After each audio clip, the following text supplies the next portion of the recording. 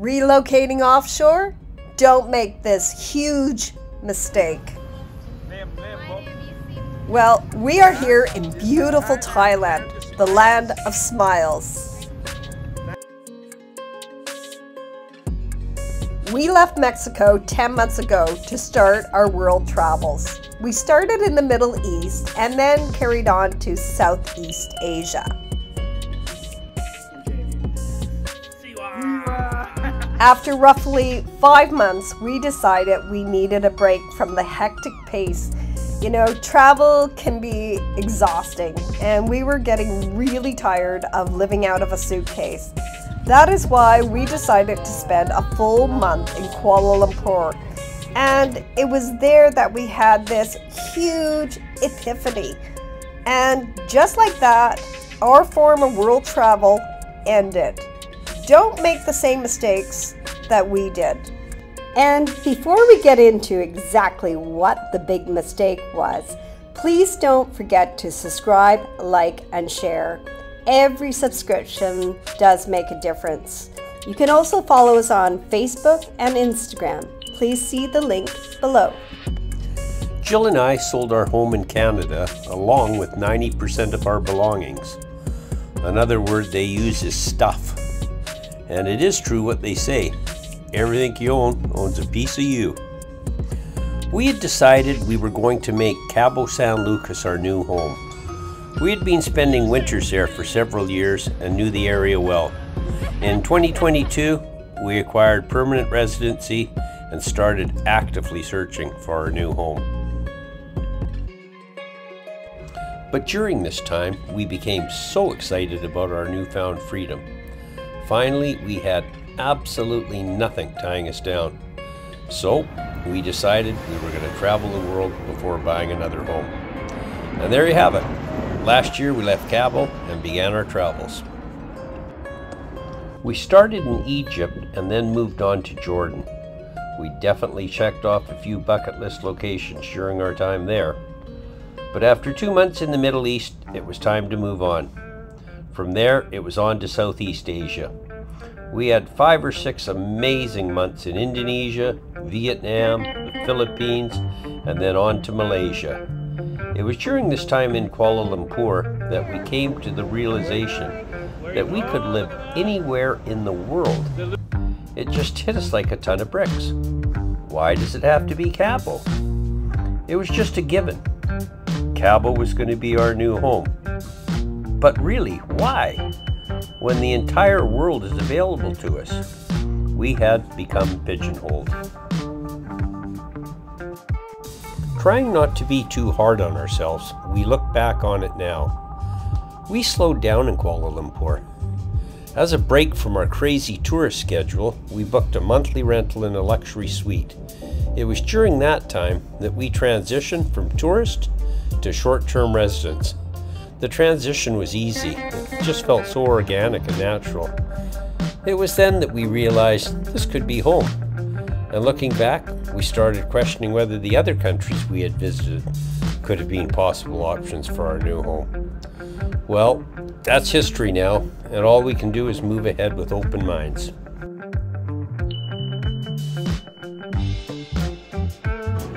When we realized KL had gorgeous properties, exciting lifestyle options, and a high quality of life, we decided to start looking at properties. Firstly, we started exploring neighborhoods in Kuala Lumpur. The first area we checked out was KLCC. Wow, what a bustling, vibrant, exciting downtown core. We also looked at properties in Damansara Heights and Mount Kiara. These areas were definitely a great disconnect from the busy city center. We know we barely scratched the surface while in Malaysia, so we have plans now to return to see more of KL as well as the rest of the country. So what now? Well, we are in Phuket, Thailand at the moment, and our first stop was in Patong, which has a beautiful 3-kilometer beach. The beach can get very busy in high season. Great people watching though. But holy moly, what a crazy place. This is where the world meets to party 24/7. The hub of all the action is Bangla Road. On the first night there, we made about 25 yards and then we had to turn around. It was absolute insanity. On our second visit to film a bit, we went earlier. Still busy, but wait an hour or two when the real crazies come out. We knew very quickly Patong was not for us.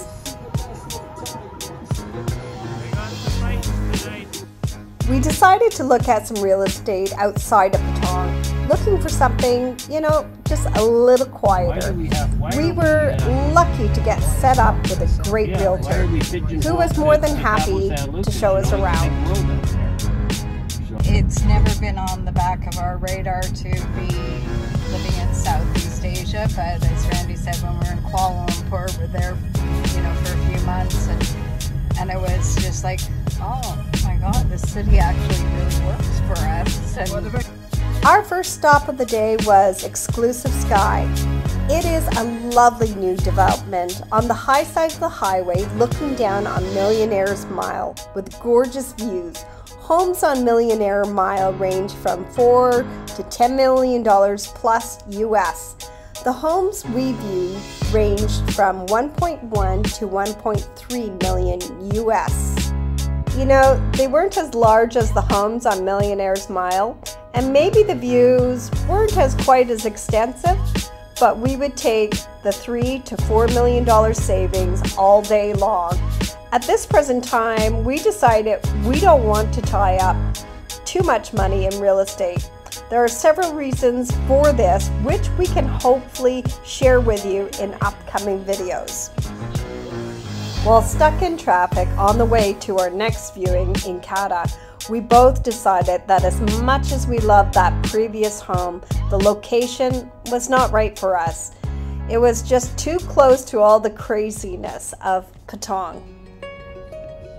Next, we were to view Kata Rocks. It is a 5-star hotel that offers full ownership units between 1 and 4 bedrooms. We had heard amazing things about the property before, but upon entering, both our jaws, they just dropped. The views took our breath away. Because of traffic, we were a little late arriving and really didn't have enough time to discuss all the details. We made the decision to visit a couple days later to fully experience what Catar Rocks offers homeowners. So, off with our real estate hats, and once again, let's put on our tourist hats. We woke up early the next morning to do a hike up to the Big Buddha. Whether you do the hike or drive up, it is a must-see. From Kata, you can do the hike in about 3 hours return.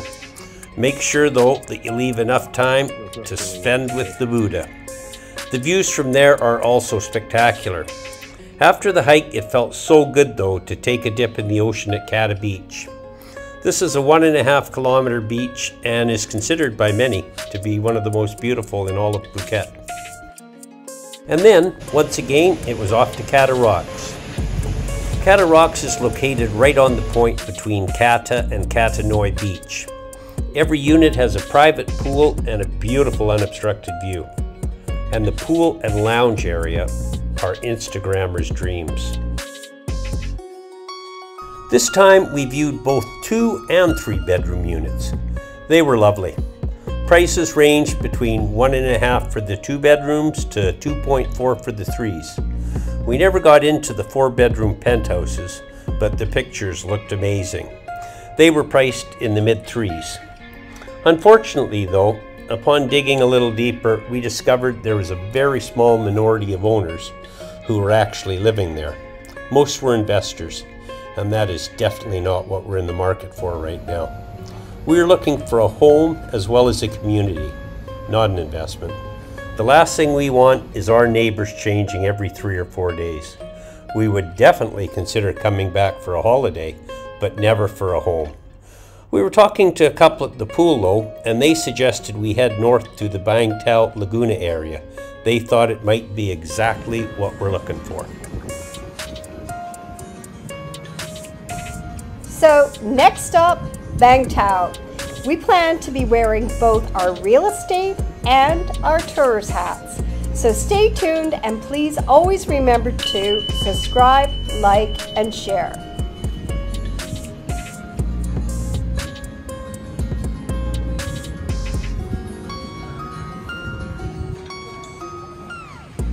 Where's Jill?